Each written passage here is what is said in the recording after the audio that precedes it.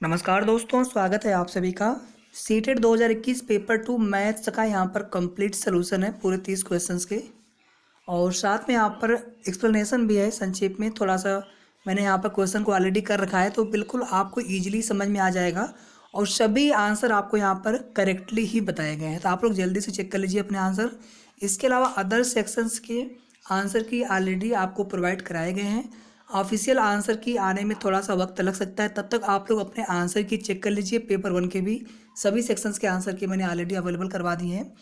Playlist में आप जाएंगे सीटेट वाले, तो वहाँ पे आपको सारी वीडियोज मिल जाएंगे। तो जल्दी से दोस्तों वीडियो को लाइक कर दीजिए, शेयर कर दीजिए और साथ में चैनल को जरूर सब्सक्राइब कर लीजिए। इसके अलावा यूपी टेट, सीटेट और साथ में नई शिक्षक भर्ती का ग्रुप लिंक आपको डिस्क्रिप्शन में दिया गया है। स्क्रॉल करके आप नीचे जाएंगे, वहाँ पे मिल जाएगा, तो आप ग्रुप जरूर ज्वाइन कर लीजिएगा। चलिए वीडियो को स्टार्ट करते हैं। Question number 31। यहाँ पर देखो आप पी क्यू आर की अलग अलग वैल्यू दिया हुआ है और आपसे पूछा है पी प्लस क्यू और माइनस आर करना है। तो यहाँ पर आप सभी जानते हैं जो भी बीजीय व्यंजक अलजेब्रा जो फंक्शन उनका भी जो भी हम सम करते हैं, घटाते हैं, मल्टीप्लाई और डिवीजन में जो भी करते हैं तो बिल्कुल सेम सेम होना चाहिए, अलग का नहीं करते। जैसे एक्स वाई का एक्स वाई के साथ में करेंगे जहाँ जहाँ पर एक्स वाई है, ठीक है।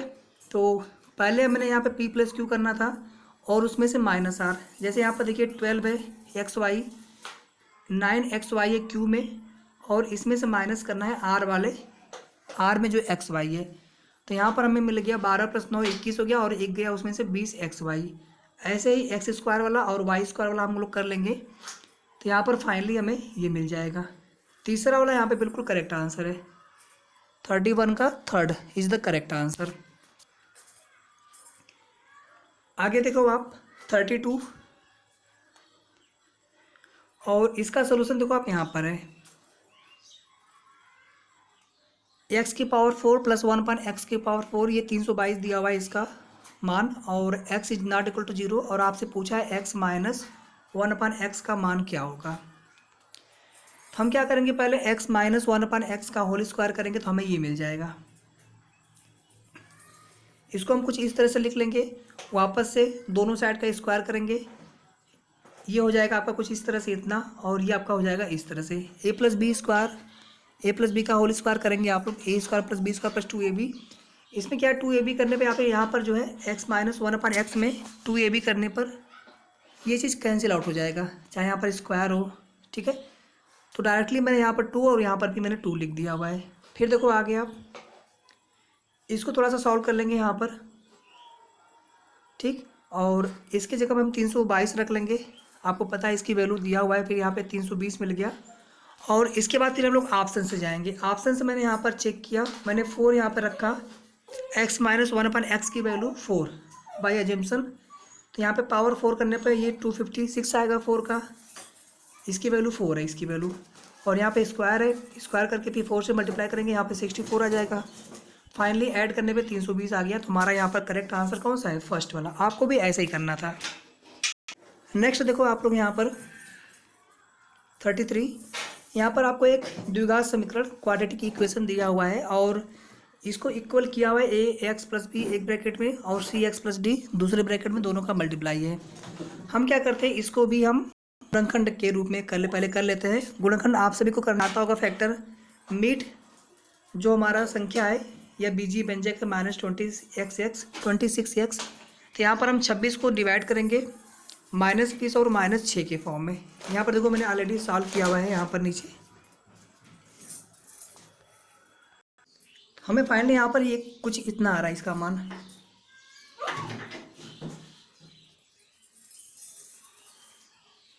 ठीक है। अब देखो यहाँ पर एक कन्फ्यूजन और भी होगा कि ax + b cx + d, इसमें हम किसको हम ax + b से कंपेयर करें, किसको हम cx + d से कंपेयर करें। मान लो इसको पहले हमने ax + b से कंपेयर कर लिया, तो a हमारा यहाँ पर 3 हो जाएगा, b हमारा -4 हो जाएगा, c हमारा 5 हो जाएगा और d हमारा -2 आ जाएगा।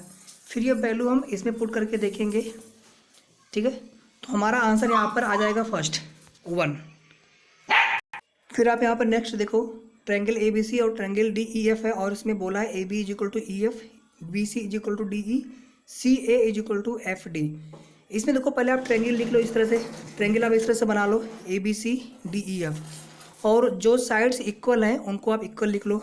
जैसे मैंने AB को मैं यहाँ पे फिर से बना दे रहा हूँ, ये हमारा A हो गया, B हो गया, C हो गया, ये हमारा D हो गया, E हो गया, F हो गया। यहाँ देखो AB is equal to EF, BC हमारा इक्वल है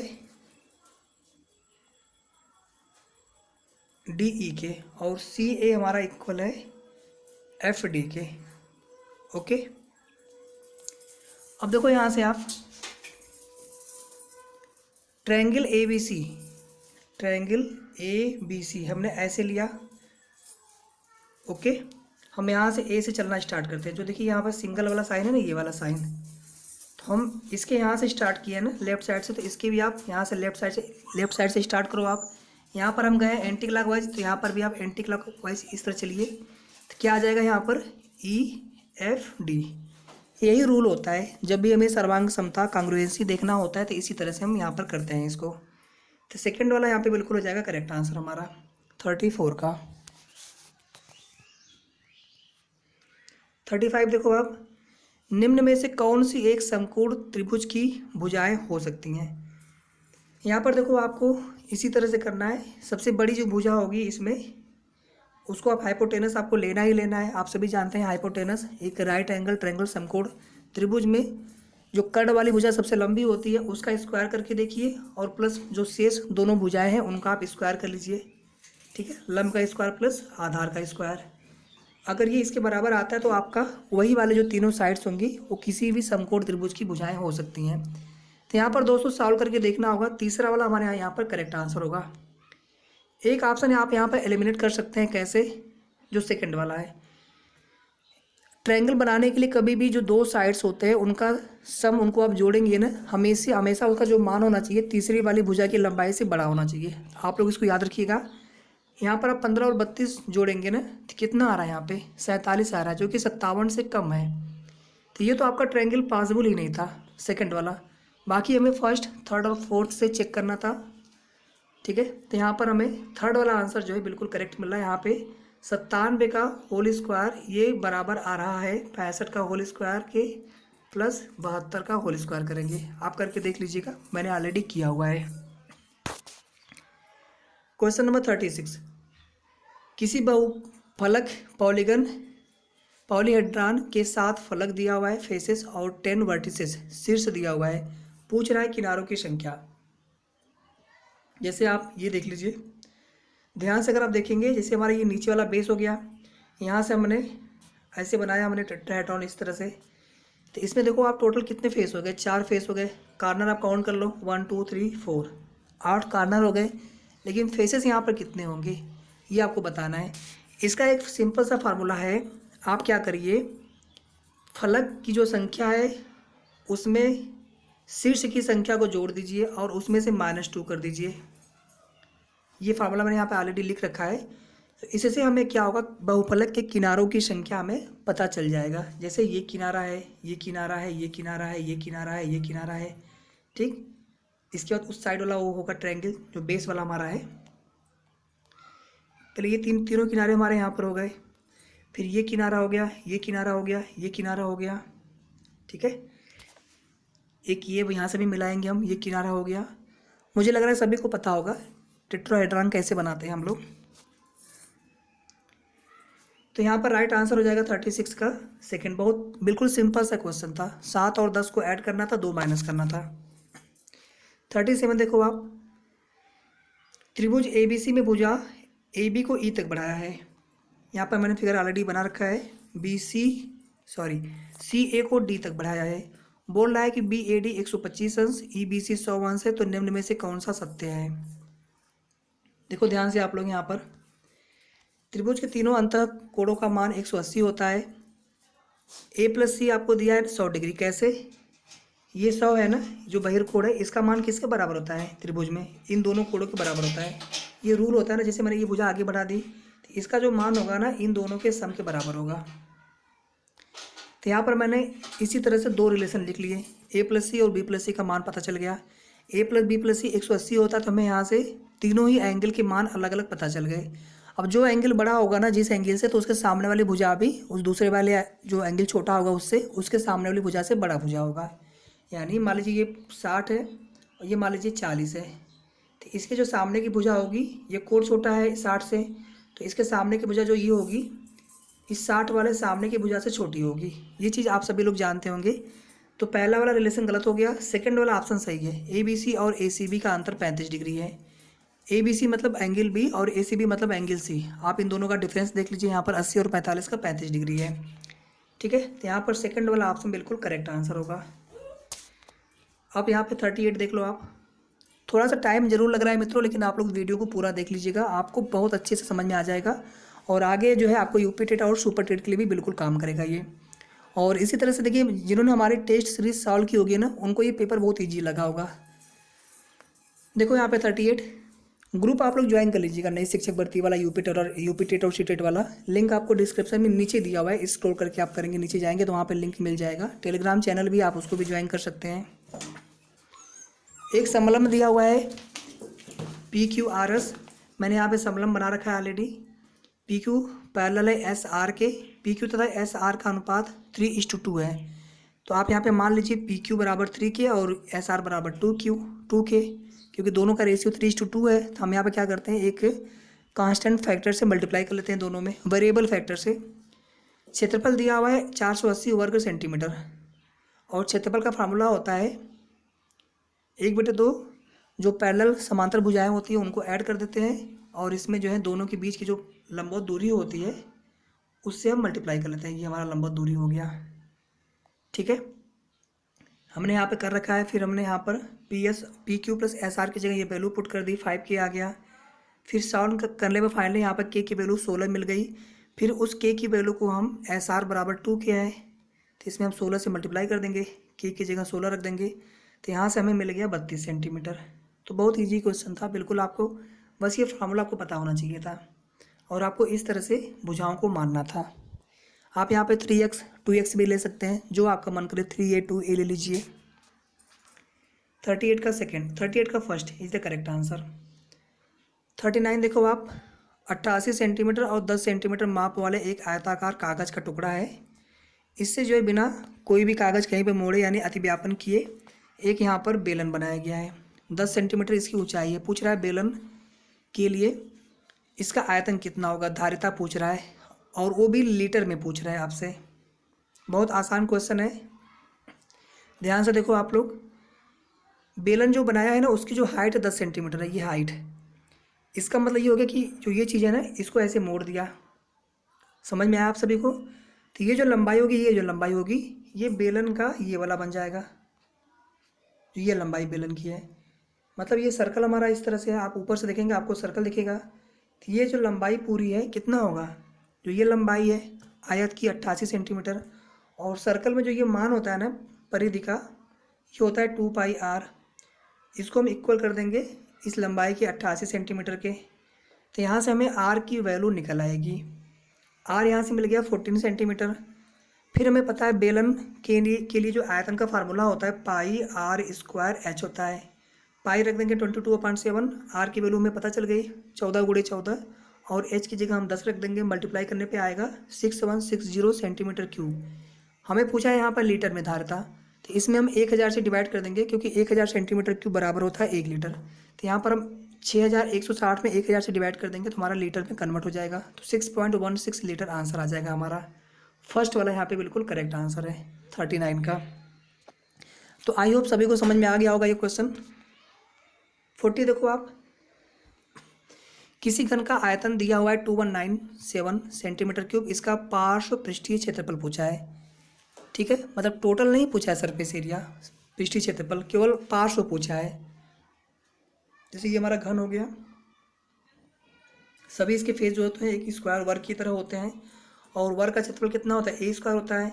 हमें नीचे वाला ये नहीं लेना है, इसको नहीं लेना है नीचे वाला, केवल हमें जो पार्ट्स दिख रहा है ये सब ऊपर का ये लेना है। तो टोटल 5 फेसेस यहाँ पर हैं, तो सीधे सीधे आप 5a² कर दीजिए। ठीक, अब a कैसे मिलेगा हमें, तो घन के लिए आयतन का फार्मूला होता है a³ और ये दिया हुआ है 2197। 2197 जो है 13 का क्यूब है, आप करके देख लेना।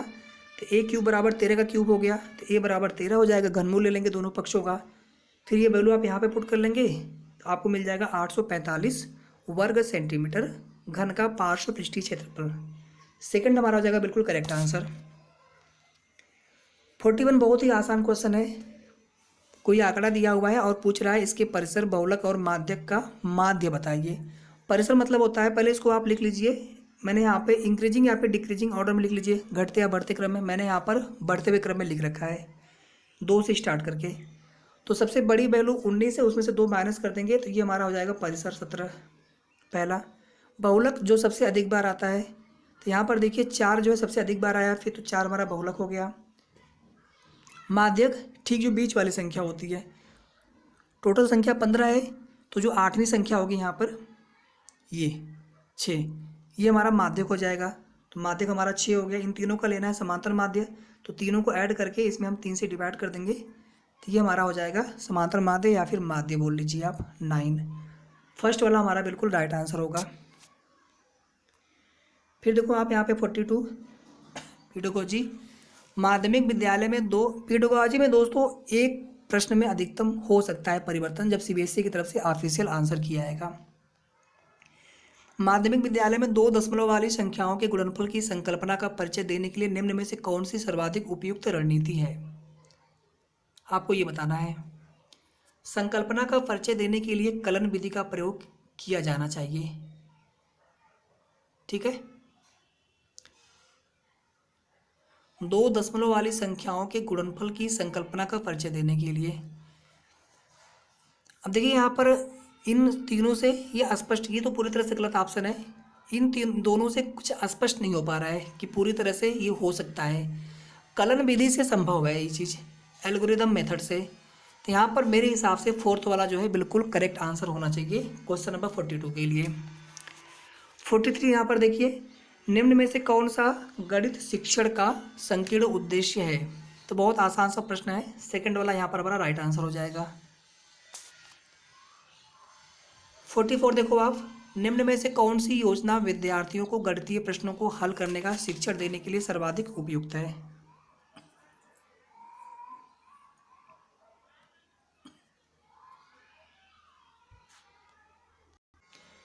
यहाँ पर देखिए ये गलत ऑप्शन है, जिन्होंने भी टिक किया होगा। तीसरा वाला यहाँ पे बिल्कुल करेक्ट आंसर है। विद्यार्थियों को प्रोत्साहित किया जाना चाहिए कि वे प्रश्न का बहुत से परिप्रेक्ष्यों से अवलोकन करें, ठीक है, फ्रॉम मेनी पर्सपेक्टिव्स। 44 का यहाँ पर थर्ड हो जाएगा राइट आंसर। 45 देखिए आप यहाँ पे, निम्न में से अशुद्ध कथन को पहचानिए। गणित में कल्पित तर्क प्रमुख होते हैं। तीसरा देखो आप, गणितीय ज्ञान की संरचना में अनुमान लगाना उपयोगी नहीं होता है। गणितीय ज्ञान की संरचना में परिकल्पना की एक भूमिका है। गणितीय संचारण में भाषा का प्रयोग परिशुद्ध होना आवश्यक है। आपको बताना है अशुद्ध कथन। देखिए गणित में अनुमान लगाना उपयोगी नहीं होता है, यहाँ पे परिकल्पना की एक भूमिका होती है। अपने अपने जगह पे दोनों सही हैं। गणित में कल्पित तर्क प्रमुख होते हैं, ये थोड़ा सा यहाँ पर ऑप्शन डाउटफुल लग रहा है मुझे। और भाषा का प्रयोग परिशुद्ध होना आवश्यक है, इन दोनों में थोड़ा सा डाउट लग रहा है मित्रों मुझे। मेरे हिसाब से यहाँ पर सेकंड वाला जो ऑप्शन है ये करेक्ट होना चाहिए। फर्स्ट वाले में और सेकंड वाले में दोनों में मुझे यहाँ पर थोड़ा सा डाउट लग रहा है, कौन सा यहाँ पे बिल्कुल एग्जैक्ट आंसर होगा। इन दोनों में से कोई एक ही ऑप्शन यहाँ पर देना चाहिए था। 46 देख लो आप, विद्यार्थियों में गणित अधिगम का मूल्यांकन करने के लिए निम्न में से कौन सी योजना वांछनीय है। तो विद्यार्थियों को की अपने उत्तरों को समर्थन देने की क्षमता का मूल्यांकन का महत्वपूर्ण आधार होना चाहिए। सेकंड वाला यहाँ पर आप करेक्ट आंसर है। जब भी आपको सही आंसर ना समझ में आए ना, तो आप क्या करिए, एलिमिनेशन मेथड से जाइए। जैसे पहला वाला नहीं हो सकता, इसी तरह से आप, तो जो ऑप्शन नहीं हो सकते तो जो ऑप्शन बचेगा फाइनली वही हमारा करेक्ट आंसर हो जाएगा। 47 देखिए यहाँ पर, एक आकृति का त्रिभुज होने के लिए शर्त कि यह 3 रेखाखंडों का सम्मिलन हो। ठीक है, अगर आपको 3 रेखाखंड दे दिए जाए तो आप एक त्रिभुज बना पाएंगे, कम से कम नहीं बना पाएंगे। आपको एक कोण पता होना चाहिए, आवश्यक है परंतु पर्याप्त शर्त नहीं है। Necessary but not a sufficient condition. एक एंगल अगर यहाँ पे पता होता तो हम यहाँ पे ट्रायंगल को बना सकते थे। समझ में आया आप सभी को? अगर मोर देन वन ट्रायंगल दिया हुआ है तो ठीक है, कम से कम एक तो यहाँ पर कोण पता होना चाहिए और 3 भुजाएं आवश्यक होती हैं, ठीक है। या फिर 2 भुजा दिया हो, एक कोण दिया हो, तभी भी हम बना सकते हैं। 47 का चौथा वाला करेक्ट हो जाएगा।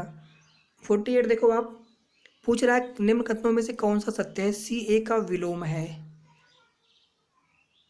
आप ध्यान से देख लो, समझ में आपको आ जाएगा। बहुत ही आसान सा प्रश्न है, कोई भी यहाँ पर एक्सप्लेन की जरूरत नहीं है। 48 का फोर्थ। 49 देखो आप, दृष्टिबाधित विद्यार्थियों के लिए निम्न में से किसका प्रयोग गणित शिक्षण अधिगम के साधनों के रूप में नहीं किया जा सकता है? जियोजेब्रा। 50 देखो आप, निम्न कथनों में से कौन सा सत्य है? गणितीय कथन प्रतिबंधित हो सकते हैं, थर्ड वाला। 51 देखो आप, समावेशी कक्षा में पठन अक्षमता वाले विविध बाधित क्षमता के छात्रों के गणित अधिगम के विषय में निम्न में से कौन सा सत्य नहीं पूछा है? ध्यान दीजिएगा आप, यहाँ पर नहीं पूछा है, ये तीनों है सत्य, ये सत्य नहीं है। तो इस प्रश्न के लिए हमारा करेक्ट आंसर हो जाएगा ऑप्शन नंबर 4। 52 यहाँ पे देखो आप, 6 अंकों की बड़ी से बड़ी संख्या के विभिन्न अभाज्य गुणनखंडों की संख्या पूछा है। ये 6 अंकों की सबसे बड़ी से बड़ी संख्या गुणनखंड करने पे हमें ये मिल गया। इसमें यहाँ पर 1 भी आप लिख सकते हैं, लेकिन अभाज्य पूछा है ना, तो एक आप नहीं लेंगे, बाकी 1 2 3। यहाँ पे हमारा चौथा वाला ऑप्शन करेक्ट आंसर होगा। एक को आप काउंट नहीं करेंगे। यहाँ पर देखिए पहले ही 4 दे रखा है ऑप्शन में, सभी लोग 4 टिक, गलती से कोई कर सकता है। आपको अगर कॉन्सेप्ट क्लियर है कि एक जो कंडीशन है अभाज्य प्राइम संख्या के लिए, या तो स्वयं से डिवाइड हो या फिर 1 से डिवाइड हो, यह केवल एक ही कंडीशन को फुलफिल करता है, ठीक है। तो एक को हम ना तो भाज्य संख्या मानते हैं ना ही अभाज्य संख्या मानते हैं। सबसे छोटी अभाज्य संख्या कौन सी है? 3। 3 है? 2 है भैया, सबसे छोटी अभाज्य संख्या 2 है, ठीक है। और 2 को ही कहा जाता है कि 2 एक ऐसी अभाज्य संख्या है जो कि सम है। आगे चलते हैं। 53, यदि 8 अंकीय संख्या, देखिए दोस्तों ये प्रश्न सॉल्व नहीं किया मैंने यहाँ पर, इसका मैं आंसर आपको बाद में बता दूंगा। 54 आप देख लो यहाँ पर, बहुत आसान सा प्रश्न, आपको यहाँ पे डिवाइड करके देख लेना था। 11/13, 13/14, 15/17 को तीनों के मान ये आ गए। आपको यहाँ पर समझ में आ गया होगा, 13/14 सबसे बड़ा है, उससे छोटा है 15/17, और उससे छोटा होगा 11/13। सेकेंड वाला ऑप्शन यहाँ पे करेक्ट आंसर हो जाएगा बिल्कुल 54 का।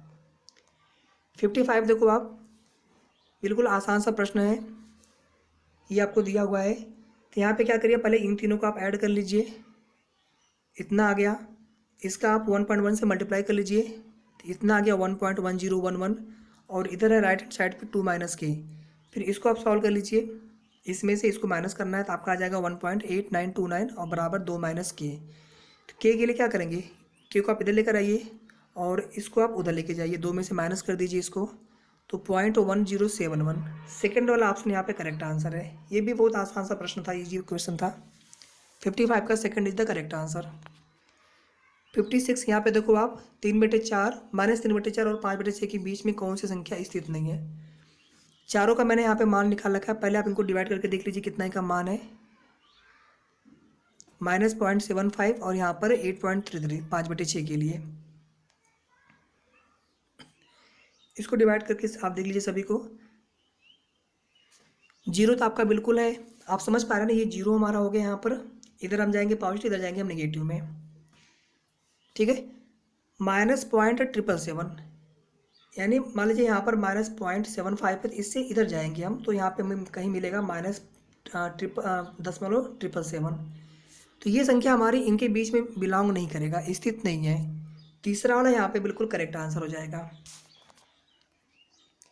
57 देख लो आप, पहले इसको आपको जो है मानक रूप में लिखना था। मानक रूप में लिखने के बाद इसको मल्टीप्लाई करेंगे इन दोनों का, 1.7 का 12.5 से हमें मिलेगा 21.25। फिर इसको मानक रूप में लिख लेंगे 2.125, और 10⁻4 और 10⁻⁻6 का मल्टीप्लाई करेंगे 10-2 आएगा, और ये इतना आएगा बेसिकली 21.25 × 10⁻²।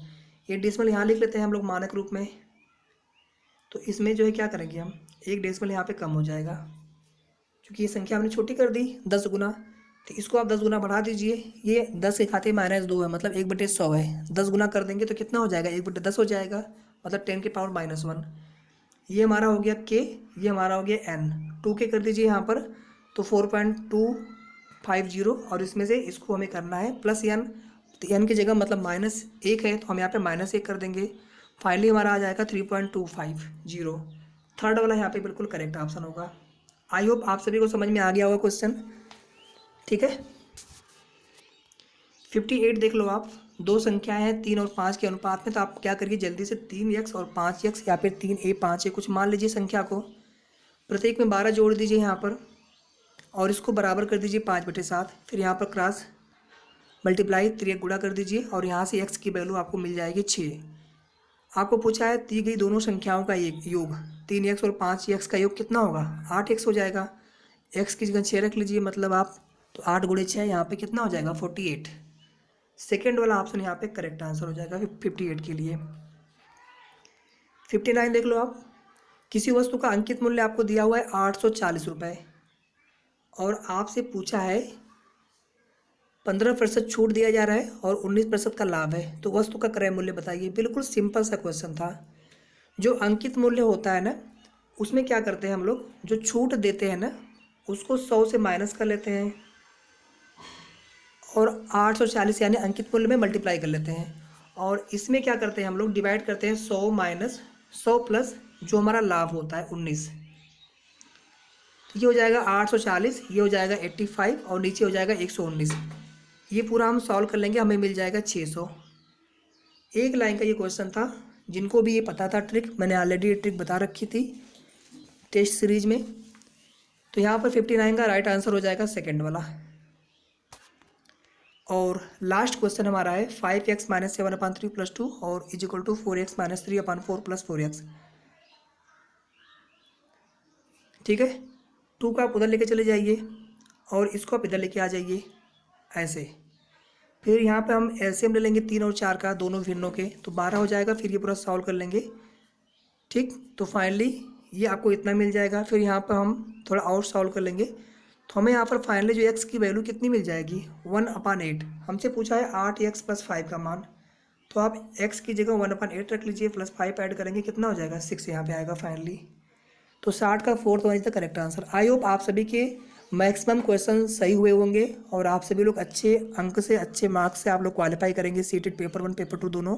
आप लोग बाकी की सीरीज देख लीजिएगा, और आगे नई शिक्षक भर्ती की तैयारी करने के लिए, चाहे रीट हो, एमपीटी हो, या फिर उत्तर प्रदेश की शिक्षक भर्ती हो प्राथमिक जूनियर, आप लोग हमसे जरूर जुड़िए, हमारा ग्रुप जरूर ज्वाइन कर लीजिएगा। लिंक डिस्क्रिप्शन में दिया हुआ है। तो वीडियो को लाइक करके ज़्यादा से ज़्यादा शेयर जरूर कर दीजिएगा, साथ में चैनल को जरूर सब्सक्राइब कर लेंगे। Thank you so much, thanks for watching.